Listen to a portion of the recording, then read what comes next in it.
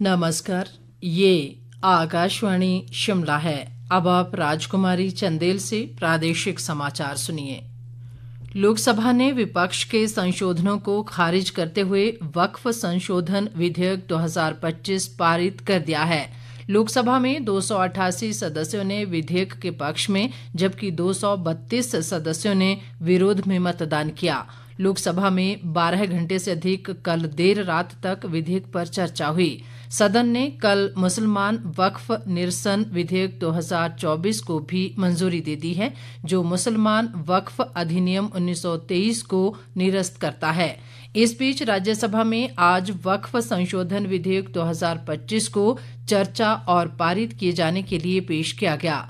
वक्फ संशोधन विधेयक 2025 का उद्देश्य विरासत स्थलों की सुरक्षा और सामाजिक कल्याण को बढ़ावा देने के प्रावधानों के साथ वक्फ संपत्तियों के प्रबंधन को सुव्यवस्थित करना है। इस कानून का उद्देश्य संपत्ति प्रबंधन में पारदर्शिता बढ़ाकर वक्फ बोर्डों और स्थानीय अधिकारियों के बीच समन्वय को सुव्यवस्थित करना और हितधारकों के अधिकारों की रक्षा कर शासन में सुधार करना है।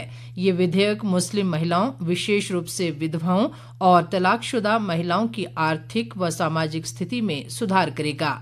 विधेयक का उद्देश्य वक्फ बोर्ड को अधिक समावेशी बनाना है, जिसमें बेहतर वक्फ शासन और निर्णय लेने के लिए विभिन्न मुस्लिम संप्रदायों का प्रतिनिधित्व हो। लोकसभा में कल चर्चा का जवाब देते हुए केंद्रीय अल्पसंख्यक कार्य मंत्री किरेन रिजिजू ने कहा था कि इस विधेयक का मुसलमानों की धार्मिक प्रथाओं से कोई संबंध नहीं है और ये केवल वक्फ बोर्ड से जुड़ी संपत्तियों से संबंधित है। उन्होंने कहा कि सरकार वक्फ बोर्ड को समावेशी बनाना चाहती है और ये पूर्वव्यापी प्रभाव से लागू नहीं होगा। किरेन रिजिजू ने कहा कि विधेयक का उद्देश्य किसी की संपत्ति जब्त करना नहीं है। चाहते हैं कि सबको डिसीजन मेकिंग का बॉडी में जगह मिलना चाहिए, इसलिए सबको एम्पावरमेंट कर रहे हैं। एफिशिएंसी को हम इंक्रीज करने के लिए टेक्नोलॉजी का इस्तेमाल करने का भरपूर इसमें प्रावधान किया गया है। अब सेंट्रलाइज डेटाबेस होगा, डिजिटल पोर्टल होगा, जो सारा स्टेट बोर्ड के साथ में लिंक होगा, लाइव होगा। वक्फ प्रॉपर्टी का कंटिन्यूसली रजिस्ट्रेशन, ट्रैकिंग, कंप्लायंस पूरा व्यवस्था करके हमने एफिशिएंसी को टारगेट दिया है।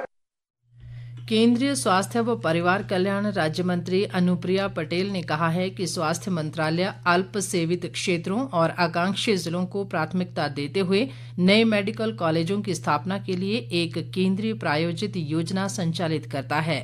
राज्यसभा सांसद डॉक्टर सिकंदर कुमार के एक सवाल के जवाब में संसद में उन्होंने ये जानकारी दी।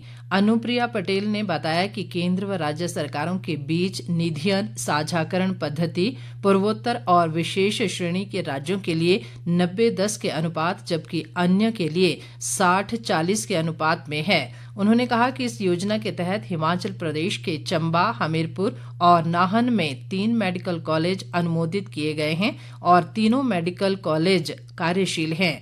अनुप्रिया पटेल ने बताया कि केंद्र सरकार मेडिकल कॉलेजों के उन्नयन के लिए हिमाचल को 144 करोड़ रुपए की कुल अनुमोदित लागत से एक मेडिकल कॉलेज में 17 पीजी सीटों की संख्या बढ़ाने के लिए वित्तीय सहायता प्रदान की है। इसके अलावा प्रधानमंत्री स्वास्थ्य सुरक्षा योजना के तहत बिलासपुर में एम्स की स्थापना की गई है। लोक निर्माण मंत्री विक्रमादित्य सिंह ने मंडी संसदीय क्षेत्र से सांसद कंगना रणौत पर क्षेत्र की अनदेखी का आरोप लगाया है। शिमला में पत्रकारों से अनौपचारिक बातचीत में उन्होंने कहा कि 11 महीने की देरी के बाद मंडी में दिशा प्रो डेवलपमेंट कमेटी का गठन किया है और सांसद के अधीन होने वाली दिशा की महत्वपूर्ण बैठक में भाग लेने का भी कंगना रणौत के पास समय नहीं है। विक्रमादित्य सिंह ने कंगना रणौत को सांसद होने के नाते अपनी जिम्मेदारियों का निर्वहन ईमानदारी से करने की सलाह भी दी।